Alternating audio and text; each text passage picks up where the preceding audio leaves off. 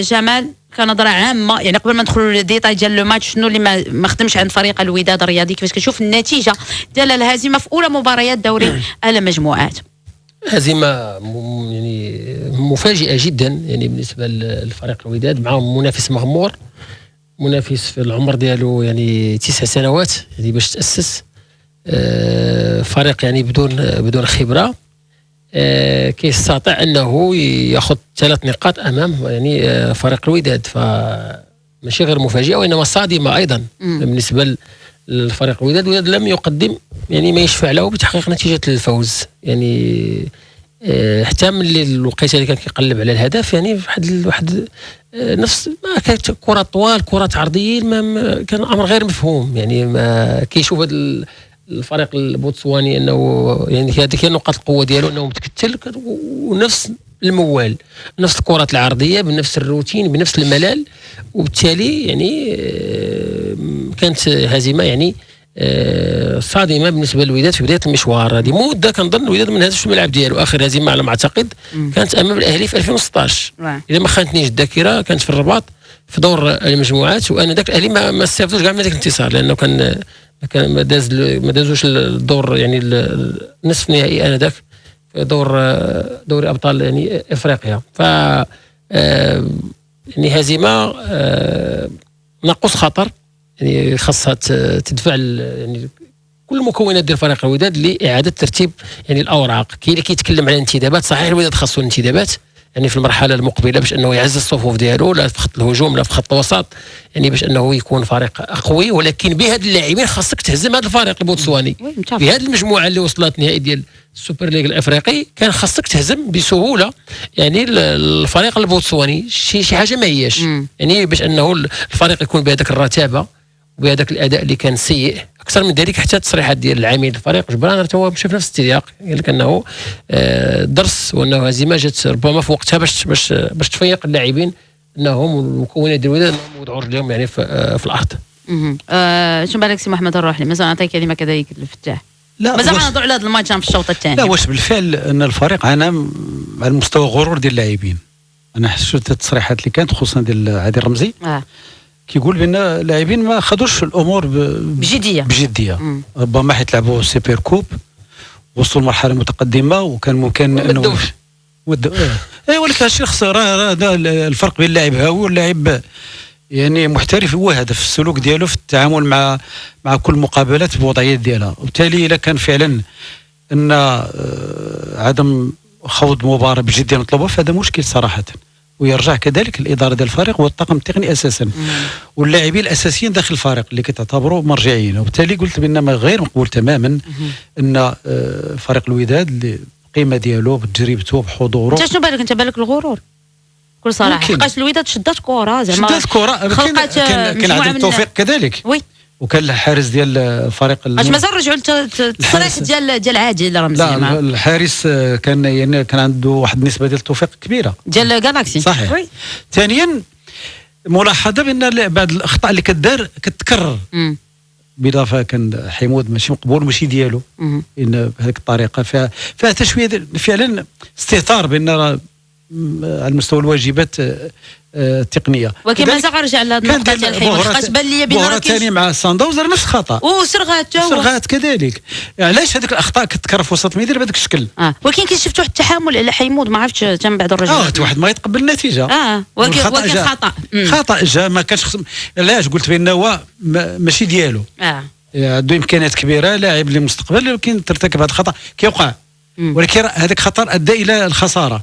الوداد عنده امكانيات باش ترجع في المنافسه. مع التذكير ان الوداد ما قدرش كذلك انه يسجل. سجل عليه وما قدرش انه يسجل. صحيح. وبالتالي ولكن راه كاين خلل على مستوى خصوصا الخط الامامي.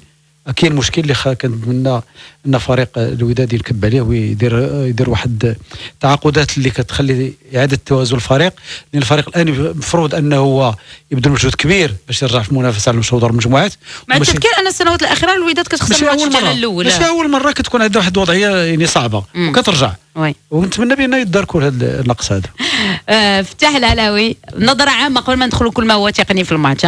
اش بالك غير في النتيجه؟ وما النتيجه بحال كاع عباد الله، التوعد ما كان كيتسناها. التوعد ما كيتسنى فريق يمكن تشارك في دور المجموعات في 2020 ولا 2021. لعب 6 المقابلات، خسر 5 ودار ماتش نيل في 1. يعني اول انتصار ديالو في دور المجموعات في الشامبيونز ليغ. فريق رجع اللور وريح مع راسو. انا ما غنتفهم واحد شويه عادي الرمزي، ولكن ما متفقش معاه بزاف د الحوايج. انا نقول لك علاش. اللي تيقول الدراري سميتو يمكن ما شفتش داك الحماس اللي مالف كيكون عندهم، ديك الحروريه. يعني داخلين كيقولوا ماتش سهل وكثر من هذا. حتى ملي تسجل عندنا البيت حتى حنا باركين.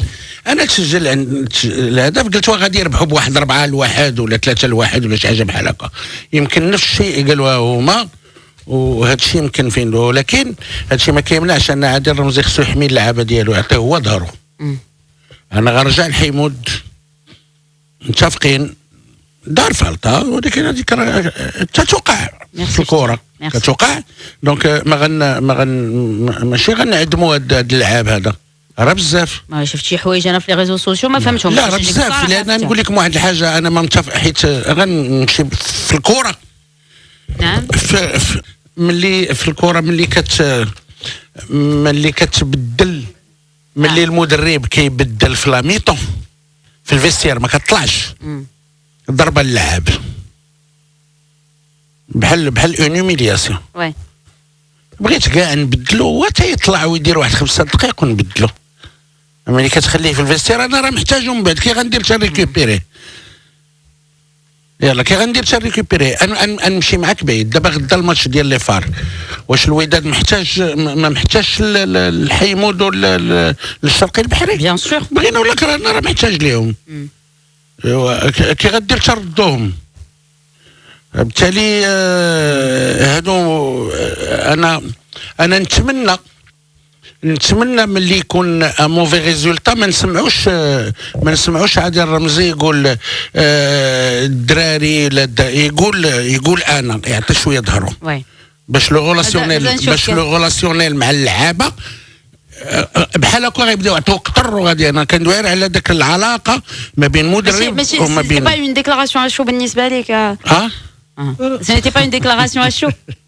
لا سي اون ديكلاراسيون شو. جو سوي سور اي سيغتان كو ملي غيراجع غيقول ما كنتش ندير هذه القضيه هذه. على اين سي فري. دابا الا غندويو حيمود من غير هذيك الكره واقيلا حيت كان كورنير هو اللي كيرجع، مي من غير هذيك شفنا حتى في اللعب كان كيرجع ياخذها تما. اش دا يرجع ياخذها تما وسير خذها في الانترفال اللي حنا محتاجين بك ليه، ماشي هنا. لعبنا ما عندناش ان بلون بي. نقول كيفاش لعبنا كنشدوها كنضربوا اون كلوش وكيخرج الجول، كيشدها واخا عنده واحد 12 كيلو زايد ولا 14 كيتهز عليها وكيشدها. علاش؟ حيت لي باس لي سونتراج اون روتري اون كلوش تراجيكتوار. واخا كان خصنا نبدلوه، كان خصنا بزاف د الحوايجات نرجعوا لهم. حيمود اللي ما خصناش، يعني اللاعب غلط، ما خطا واحد في مقابله راه غنعاود نقولها. لا ماشي خطا واحد، ولكن غلط في الماتش. وماشي غير هذا الماتش، ولكن خصو يسمع راسو واحد شويه، ولكن ماشي بحال هكا. فوالا ميرسي فتاح. انا بغيت نرجع مع التذكير ان الوداد لم يسجل كذلك. بغيت نرجع على التصريح ديال عادل الرمزي. هنا ربما كتكون تجربه حاضره. ممكن ان اللاعب يخطا، ممكن ان الاداء ديال الجماعي ما يكونش في المستوى، ممكن ان اللاعبين يشعروا بنوع من الغرور، ولكن ما كل شيء يقال في الندوات الصحفيه. هذا نقاش داخلي كان خاص عادل الرمزي متفق معنا يدخل في الفيستير او من بعد القراءه ديال المقابله ويهضر مع اللاعبين بصراحه. وهذه الملاحظه كنا قلنا حتى لواحد بلي كيجي كيقول لك هاد اللاعبين كيديروا يلعبوا شي رياضه اخرى من غير كره القدم. كاين شي حوايج اللي كتسال اللاعب مباشره بغيتي او كرهتي، وبالتالي كتعدى ردود افعال وكتكون عندها انعكاسات كذلك على علاقتك ما بين اللاعبين. ما كانش اعتقد ما كانش عادل الرمزي انه يجي الندوات الصحفيه يبرر بهذيك الطريقه خساره غير مقبوله. وماشي لاول مره الوداد كتبدا بدور مجموعات في وضعيه صعبه، ولكن كترجع. وكيفاش ترجع في الثقه في اللاعبين، الثقه ديال المكونات كلها، واساسا علاقه اللاعبين بالمدرب ديالهم. كيفاش دابا اللاعبين غادي يشوفوا المدرب في مقادم الحصص التدريبيه وكذلك المباريات اللي كتقول لهم انتم راكم مغرورين ما خديتوش المقابله بجديه مطلوبه وما درتوا اخطاء وتحم بالتالي انا لا هي بعض المرات تقدر تكون مزيانه هذه القضيه هذه، ولكن ماشي في الندوه الصحفيه. هادشي اللي بغيت تقول، علاقه مباشره. انت لا راه الاشاره ديالك في التدريب في الحصص في القراءه ديال اللي كترجع من بعد المقابلات انك تكون تخاطب اللاعبين مباشره وبصراحه وفي مصلحه الجروب ككل. ما كتجي الندوات الصحفيه نقولها بلغه كره تفرقعهم بحال هكذاك بان راه هما اللي كيتحملوا المسؤوليه غير مقبول صراحه. انا كنشوف نروح ماشي حتى الغرور يعني بالنسبه انا كنهضر على التصريح ديالو. غنرجع غنرجع للتصريح ديال عادل رمزي. التركيز ما كانش يعني التركيز يعني غاب على اللاعبين. يعني حتى المسابقه الاخيره ما ديتيش اللقب ديالها يعني باش غادي تنفخ ما عندك علاش تنفخ. لقب مشالك يعني ديال السوبر الافريقي وخسرتي القاب اخرى يعني قبل هذه المرحله. بالتالي الغرور ما عنده لاش يكون اصلا. عادل رمزي تكلم على الجانب الذهني انه ذهنيا ما كانوش يعني ما كانوش في المجموعه. هنا الدور ديال المدرب هو اللي كيخلي اللاعبين ذهنيا حاضرين. لا يكفي انني نجي نقول ما كناش ذهنيا حاضرين، ولكن شنو دار الطاقم التقني باش اللاعبين يكونوا ذهنيا حاضرين في مقابله يعني يفترض انها على الورق مربوحه. بحال المقابله كتربح بالملعب ولكن كفوارق كبيره بين الفريقين. فهنا السؤال علاش ذهنيا فريق الوداد ما كانش يعني حاضر في المقابله؟ واش تدبير مرحله ديال التوقف من بعد يعني نهائي السوبر الافريقي ثم انطلاق ديال مباريات الدوري هنا في كاين الخلل ام في كاين الخلل؟ لانه ماشي منافس اللي ثقيل، ماشي منافس من عيار ثقيل اللي ممكن انه يخلق لك مشاكل. بالعكس شناو حتى الوقفه ما كيعرفوش يوقفوا. راه حتى في الماتش راه الوداد اللي دومينات الماتش. راه صحيح راه اسبانيا راه سيطرت على المقابله ديالهم في الفتيان مع المانيا والمانيا ربحوا. وي هما راه يعني راه كتوقع هادشي في كره القدم. الاستحواذ لا يعني الفوز. وي متفقين على المقابله على مجريات المقابله لا تعني لا انا علاش قلت هذه القضيه هذه باش نهضروا حتى غنخليك تكمل الفكره ديالك بالنسبه للتصريح ديال عادل رمزي، ولكن حتى بالنسبه للمستوى التقني شنو اللي ما خلاش ان الوداد انها تربح هذا الماتش؟ ما خلاش، هذا هو السؤال. يعني ما خلاش انك ما كنتيش في المستوى ديالك. ما كنتي ما قدمتيش ما يجب. انا قلت لك واحد الوقيته الناس كواري طوال كيتعاودوا نسخه كربونيه كيشدها الاخر بوهره كيقلبها هنا كيسونطريها بنفس الطريقه. يعني الى درجه قلت لك الروتين الملل يعني في طريقه التعامل مع هذه المقابله. حاجه اخرى ما ترجع ايضا لعادل رمزي فيما يخص التصريحات الصحفيه. عادل رمزي خاصو يعني في التصريحات الصحفيه ماشي ما تحاولش تقلب على ارضاء الجمهور او ارضاء الصحافه او الصحافه تدك في البغايه. لا مدرب راه بعض المرات هو كيعرف كيفاش راه هو قال واحد الوقيته انا تيق في هاد اللاعبين عاود رجع قالها من بعد هادو اننا ممكن نمشيو بعيد بهاد اللاعبين وما الى ذلك. ولكن ايضا حاول كون انت هو انت ماشي الريح اللي جات تديك. يعني يكون الشخصيه ديالك تكون قويه. اذا كان ذهنيا يعني المدرب تا هو حاضر راه داكشي كينعكس على اللاعبين ديالو. الا كانت مستودع الملابس الاجواء ديالو رائعه جدا داكشي كينعكس على الاداء ديال اللاعبين. بالتالي هذه مباراه للنسيان بالنسبه للفريق الوداد. ماشي اول مره الوداد كيبدا بشكل متعثر يعني في دور المجموعات غير الفارق هذه المره بدا في الميدان ديالو. موالف كيبدا بهزيمه في يعني خارج الميدان او شي نتيجه هذا ومن بعد كيرجعوا كنلقاو في المقابله النهائيه. نتمنوا هذا السيناريو يتكرر ونتمنوا انه يعني استفاده من هذا الدرس هذا اللي كان قاسي يعني بالنسبه لفريق الوداد. وبدايه المقابله المقبله اللي غتكون في البطوله لان خاص يدير رد فعل ونشوفوهم كيفاش غادي يتعاملوا مع هذه المقابله اللي غتكون صعيبه امام ايضا فريق قوي اللي هو فريق الجيش الملكي اللي هو بدوره غادي يبغي يطيح بفريق الوداد في هذه المقابله. غادي نقرا بعض لي ميساج ديال لي زوديتور ديالنا. مصطفى مخنت كيقول لنا هذا المدرب اش واقع بينه وبين المتراجم. المهم هذا موضوع اخر نهضروا بعدا ديجا على لي جوار كي سون بريزون. ياسين كيقول لنا خاص الوداد يدير واحد الجلسه مع الذات ونناقشوا ونعرفوا راسنا فين غاديين وشنو ضيعنا. ما يمكنش نبقاو كل عام نقمروا ونترجاو خير. خاص نبنيو الساس لمؤسسه قائمه وبركه من العشوائيه والتسيير الفردي. هذه الهضره ما داخلاش في خساره مباراه لان الخساره وارده. وتحياتي محمد الحرايشي. Bonjour, les joueurs ont attaqué le match avec un esprit très amateur. Adil Ramzi n'est pas responsable. Chacun a essayé de montrer ses muscles. Bonne leçon de rappel. D'une part, on peut perdre contre n'importe quelle équipe et le foot reste un sport collectif. حاجه اخرى دوني ما ترجع لها هي هاد الاخطاء اللي ولات كتكرر في داخل الفريق الوداد. ماشي حيمود اول واحد اللي كيدير هاد الغلط داروا حيمود داروا احناش، داروا صرغات، داروا بوهره، يعني نفس الاخطاء بطريقه كربونيه كتكرر. انا كنت باغا نسول هنا ربما هنا يفتح يقدر يشرح لنا علاش هاد الاخطاء كتكرر. انا شي لاعب واحد يدارها، واش طريقه اللعب ولا شو؟ لا من غير جوستومون واش هي داخله في سياق طريقه اللعب حقاش هذا هو السؤال. يعني واش عادي رمزي انا يعني كيطلب ان تكون لا كونستركسيون من اللور وان الكره ترجع عند الكارديان. لاطاك بلاسي كتبدا من اللور وكتمشي، وعادي في الكره انك ملي كتكون في دوك المحلات تتشوف ان عمر الدليه كتكمل الكره للجول، ولكن كملها في دي كونديسيون مزيانين قبل ما تعمر انت وقبل ما يعمر سميتو الكارديان. حنا الكره اللي ضاعت شنا ان ملي خدا حمود كانوا عنده دي سوليسيون، كان فرحان حداه كان خصو يعطي الفرحان ما عطاش، عاود الدار خصو يعطي في الاول الكارديان ما عطاهاش، تتزير ملي عطى كره ما بقاش حلول. ما بقاش حلول ولا كانوا الحلول ما بغاهمش دوك الحلول، هو ما بغاهمش على عين. اللي شوف الجمهور عنده الحق يتقلق وبيناتنا هذا ماشي هو المستوى ديال حمود اللي كنعرفه. ملي كتقلق على لعاب اللي عنده بوتونسيال اللي كتعرفو كيسوى اكثر من داكشي.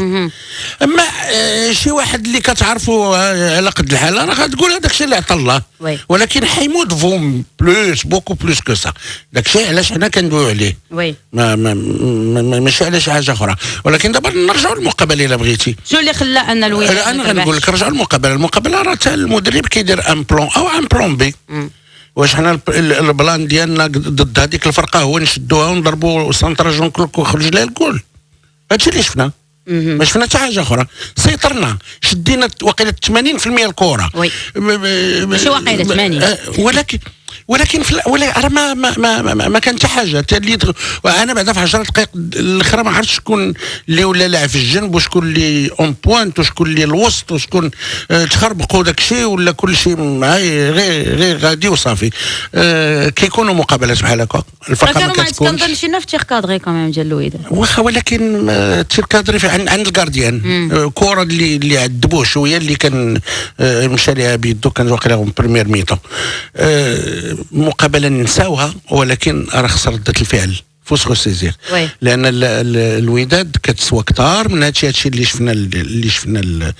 شفنا نهار الحد نهار السبت. وكيف قلتوا راه ديما كنبداو هاد لا كومبيتيسيون بريزولتا خايب واقيلا ياك. هادشي اللي قلتوا. دونك وكان كتكون بلوس على الاكستيريور. ونتمناو ان حيت عنده المقابله الجايه خص يعوض هذه المقابله هذه، وعنده المقابله ديال غدا حتى هي مهمه. دونك نشوف ما عرفت، لان خص اون كريتيك اللي تكون شي شويه بناءه، لان المشكل ديالنا حتى في لي سونتر ماشي هما هذوك. اش صلاحيت انا ملي كنمشي وتنهز كره كنعطيها للكارديان ولا الديفونسور الاول ديالهم كيقطعها كاع ما كتوصل كاع. ما كاينلاش. نحاول ندير حاجه اخرى ندخلوا بها نديروا شي حاجه. وبالتالي كاين لعابه كاين. انا كنامن بواحد الحاجه، راه الفرقه هما هادو اللي داروا داك الماتش لالي هنا ضد سان داونز اللي كان مثالي. الماتش ديال الافريكان فوتبول ليغ هنايا، الماتش اللي دارت الوداد كان هائل جدا. وراه هما الدراري اشنو تبدل؟ اشنو تبدل؟ فرقه اللي على قد الحال مع احترامي الفرقه في البالماريس ديالها انها ربحات الوداد. ياسين يمكن الناس كيقولوا الدنيا حقرات الفرقه البوتسوانيه. لا الا سمعتي لي زيميسيون اللي فاتوا ماشي حقرتها. قلنا مع احترامنا لهذه الفرقه هذه نورمالمون لوجيكمون الوداد خصها تربح. زعما شنو نغطيو الشمس بالغربال. ولكن اتونسيون راه قلناها مرارا وتكرارا، اتونسيون راه هاد الفرق يقدروا يكونوا دي ماتش بياج. وشي اللي كان يعني التعامل ديال الوداد مع المقابله خلانا الوداد نازمت في هذه المقابله هذه. ما عرفتش الراي ديال سي محمد الروحلي بالنسبه للمستوى التقني، يعني شنو اللي خلانا الوداد نازم؟ لا هو المستوى ديال الوداد متفوق بشكل كبير. كاينش مقارنه. فريق اللي لعب على جميع المستويات وكان يعني متالق حتى الوقت اللي ما كيديش لقب كيكون يعني كيوصل لمقابلات نهائيه. اما فريق اللي ما عندوش تجربه، هذا الفريق جاي الهدف ديالو الاساسي انه هو يبرز امام فريق نقولوا فريق مرجعي على مستوى القاره الافريقيه، ونجح. علاش؟ مجموعه هذه الاعوان المتداخله اللي خلات ان فريق الوداد يكون متواضع في هذه المقابله. سيطر ما سجلش، ما خدش امور بجديه مطلوبه. حتى المدرب ما انعدمت عنده الحلول، لان شفنا واحد الوقت ان الوداد ولا كيدير ديك السيطره العمياء نقولوا كيشد كره شفتوها مباشره لوسط المربع. كان تالق ديال الحارس ديال الفريق الخصم اللي في حقيقه كان عنده واحد التدخلات يعني كان ناجح فيها. وهذه كل عوامل اللي عطاتنا نسخه غير مقبوله ديال فريق الوداد البدر. ولكن شنو المطلوب الان؟ نقاش داخلي تقني وتنظيمي كذلك. اولا اداره ديال النادي خصها تجتهد على المستوى انها تعزز التشكيله بلاعبين الاساسيين. ولكن باقي الميركاتو زعما حتى قريب شحال وي ما بقاش بزاف، باقي شهر.